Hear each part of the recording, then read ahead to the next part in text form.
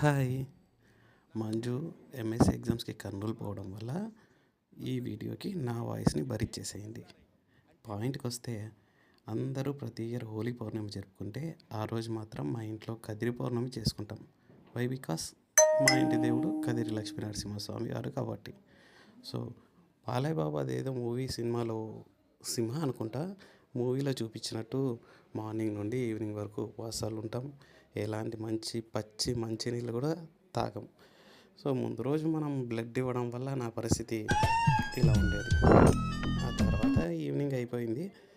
ఇంకా తర్వాత రకరకాల ఫుడ్స్ అన్నీ తయారు చేసి ఇంట్లో కుక్ చేసుకొని దేవుడికి నైవేద్యం పెట్టి ఒక 10 మెంబర్స్ కన్నా కానీ భోజనాలు పెట్టి ఆ తర్వాత ఒక పొద్దులు వదులుతాం.